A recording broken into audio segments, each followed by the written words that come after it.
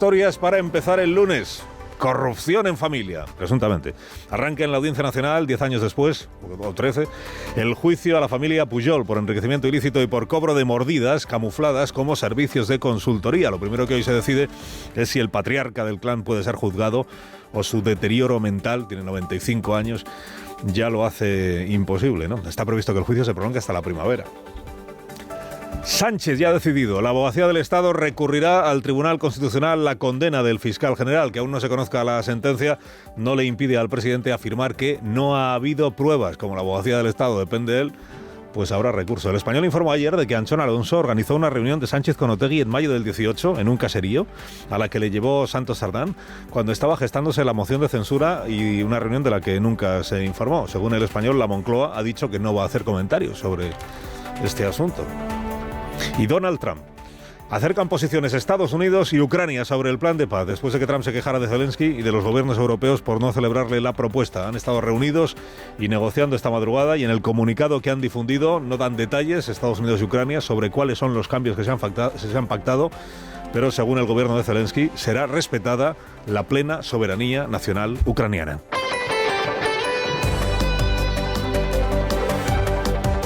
Esta mañana comienza y vamos a ver cuánto dura. Pues van a ser varios meses. Es verdad que no todos los días va a haber juicio. El juicio al clan de los Pujol. Es un juicio pues a toda una época, como está destacando la prensa, sobre todo la prensa catalana, porque fueron 23 años los que gobernó el señor Pujol al frente de Convergencia Democrática y al frente del gobierno de coalición entre Convergencia y Unió en Cataluña. 23 años, que además fue un argumento que utilizó Jordi Pujol para negar que su gobierno hubiera sido corrupto, que su partido hubiera sido corrupto. Fíjate que en Convergencia otra cosa no, pero casos de corrupción ha habido una barbaridad, unos cuantos. Pero siempre sostuvo Jordi Pujol que si durante 23 años el pueblo catalán apoyó a Convergencia, entonces es que Convergencia no podía ser ni un desastre ni un partido corrupto, porque si no, ¿qué diríamos del pueblo que lo estuvo apoyando? Es una pregunta bien interesante, sí. ¿Qué diríamos del pueblo cuando sigue votando a un partido que se ha demostrado que estaba... Bueno, antes de nada, el tribunal va a examinar esta mañana si Jordi Pujol está en condiciones de ser juzgado, porque han presentado unos informes médicos, la familia de Jordi Pujol, en los que subrayan dos cosas. Una, la elevada edad, verdad que tiene 95 años el señor Pujol, y luego un deterioro mental fruto de un principio de Alzheimer que le lleva a no estar capacitado ya para defenderse, ni siquiera para responder adecuadamente a lo que se le pueda preguntar, etcétera. O sea, hoy van a comparecer los médicos en estas cuestiones previas, que son lo que tiene que dilucidar antes de comenzar como tal la vista oral el tribunal que lo va a juzgar. Y es muy probable que Jordi Pujol sea declarado no juzgable, digamos. Él no, pero sus hijos sí. La madre ya falleció, Marta Ferrusola, en ese tiempo que ha durado la investigación, y los hijos están acusados, como el padre y como lo estuvo en su momento la madre, de haber utilizado la coartada de una herencia familiar para ocultar otro tipo de negocios. Acuérdese que el señor Pujol, después de que la llamada policía patriótica, aquella de Villarejo y compañía, filtrara a algunos medios de comunicación la noticia, que luego se demostró que era falsa, de que Jordi Pujol tenía dinero en Suiza, al final hubo tanta presión, dijo la familia, que Pujol acabó haciendo un comunicado en el año 2013, creo. Un comunicado en el que admitía que tenía dinero, no en Suiza, pero sí en Andorra, y que el dinero lo había tenido allí durante años, pero que él alegó que en realidad era la herencia de su padre, del abuelo Florenzi, que su padre había decidido, como temía mucho por el futuro de su hijo, porque se había metido en política en unos años muy complicados, pues entonces una parte del dinero lo había reservado por si acaso le iban mal las cosas al hijo, que la familia tuviera, digamos, cubierto el riñón, para entendernos, ¿no? Y entonces que una parte de ese dinero lo había metido en la banca de Andorra y nunca se había declarado, claro. Nunca había tenido noticia Hacienda, pero Pujol sí, porque era el administrador. Los hijos eran menores de edad, se ve que la madre no servía para administrar, y entonces era él el encargado de administrar aquel dinero. Bueno, la versión de la familia es que ese dinero lo han gestionado tan bien, han hecho unas inversiones tan fantásticas con ese dinero, que toda la fortuna que hoy tienen, o todo el dinero, o todo el patrimonio que hoy tienen, procede de ahí, de la buena gestión de la herencia del abuelo. Más allá de que Pujol ya admitió que no había declarado impuestos durante años por ese dinero, porque lo tenía oculto. Pero el asunto ahora es establecer o esclarecer si el dinero que hoy tiene, el patrimonio que hoy tienen los hijos de Pujol, es fruto de haber gestionado bien la herencia o es fruto de otras cosas. por ejemplo, de haber estado cobrando como si fueran servicios de consultoría, lo que en realidad eran mordidas por haber conseguido el amaño o la manipulación de contratos públicos, de adjudicaciones y de licitaciones, ¿no? Que esta es la vieja coartada de no, si nosotros solo hemos cobrado comisiones perfectamente legales por un trabajo que hemos hecho. En realidad el trabajo no existe y consiste el trabajo en conseguir que se le adjudiquen contratos irregularmente a una empresa en cuestión. Bueno, eso es lo fundamental del juicio que hoy comienza, en el que está previsto, bueno, además de la familia Pujol, están 10 empresarios, que recordad que también están procesados y que van a ser juzgados. Al frente de los hermanos, pues el primogénito de la familia, el señor Pujol Ferrusola, que llegó a ser pues ciertamente popular en España, no solo por lo que él hacía, sino por lo que su exnovia, Victoria Álvarez, contó en los medios de comunicación que él hacía en aquella época en la que era prácticamente íntima de la dirección del Partido Popular en Cataluña y también muy asidua de las conversaciones con el comisario José Villarejo. ¡Qué época! ¡Qué época! Dice, y la de ahora se parece en algo a la de entonces. Bueno, pues vamos a irlo viendo. Pedro Sánchez ha dado una rueda de prensa o sea, lo que no quiso decir en España cuando estaba aquí, pues lo ha hecho pues a 11.000 kilómetros en Johannesburgo. Y en la rueda de prensa, en realidad lo que ha hecho es anunciar que la Abogacía del Estado va a recurrir la sentencia del fiscal general, la sentencia del Supremo de condena al fiscal general ante el Tribunal Constitucional. No lo ha dicho en esos términos, pero tampoco hay que interpretarle mucho, ¿no? Dice Sánchez, hombre, yo creo en la inocencia del... Bueno, empieza por decir esto, que es un acto de fe, ¿eh?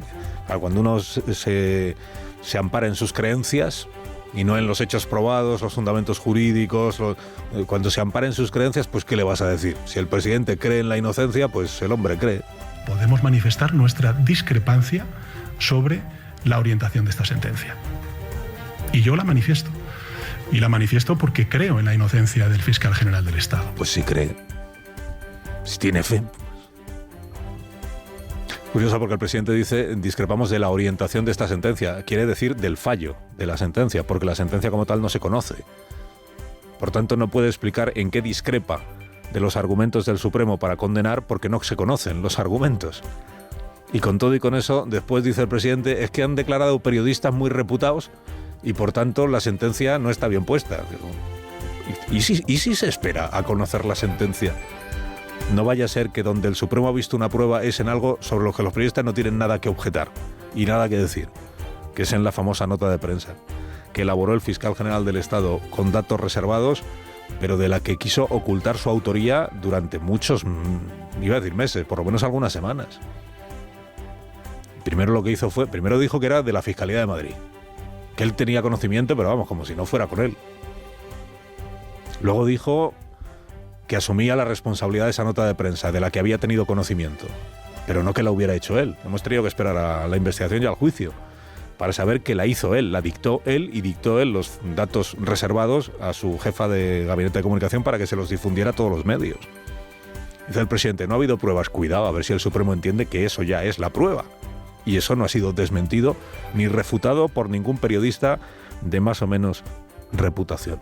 Pero luego allá del presidente esto de que otras instancias judiciales, bueno, instancias judiciales, el Tribunal Constitucional no es exactamente una instancia judicial, pero bueno, otras instancias que tendrán que pronunciarse sobre aspectos controvertidos. Lo dice como si fuera una obligación, pero no lo es. Lo que está diciendo es que la Abogacía del Estado, que depende de él, y la Fiscalía del Tribunal Supremo, que él cree que también depende de él, y a veces la Fiscalía parece que se empeñan en darle la razón, que se van a encargar de presentar el recurso correspondiente, claro. Hay otras instancias jurisdiccionales en las que, entiendo, pues se tendrá también que dirimir algunos de los aspectos una vez se conozca el contenido de esta sentencia, que a lo mejor puedan ser controvertidos.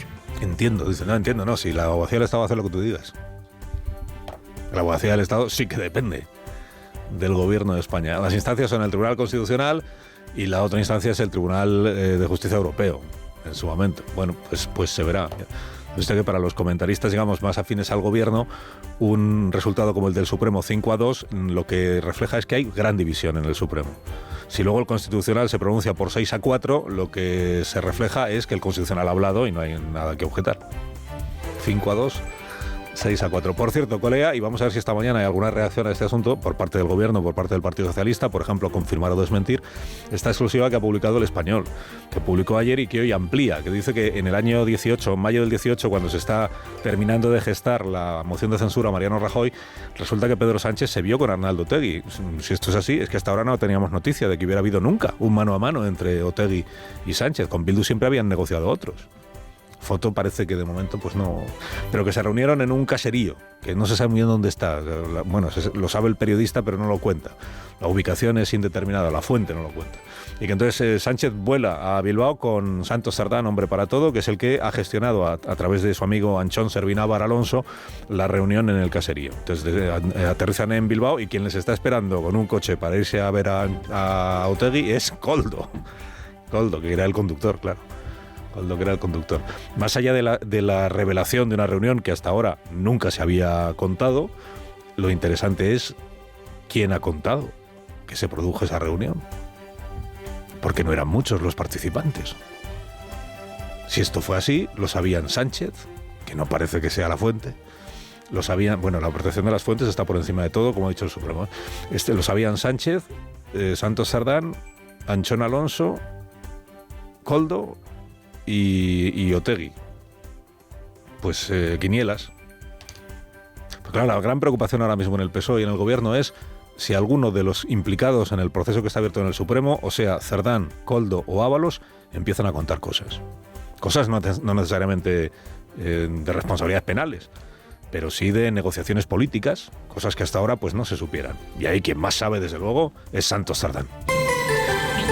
Bueno, se han reunido el gobierno de los Estados Unidos y el gobierno de Ucrania. ¿Por qué? Pues porque Ucrania manifestó sus reservas, como han hecho los gobiernos europeos, al plan de paz que ha presentado Donald Trump, sobre todo a dos aspectos. Uno, el que dice que Ucrania tendría que ceder una parte de su territorio para que pasara a ser ya del todo ruso. Y dos, el que dice que hay que rebajar el número de efectivos del ejército ucraniano y comprometerse a que la OTAN no va a crecer más y que Ucrania nunca pertenecerá a la OTAN. Han estado negociando Estados Unidos y Ucrania. Hay un comunicado que dice que han acercado posiciones, pero a esta hora de la mañana todavía no se sabe exactamente en qué. Alsina.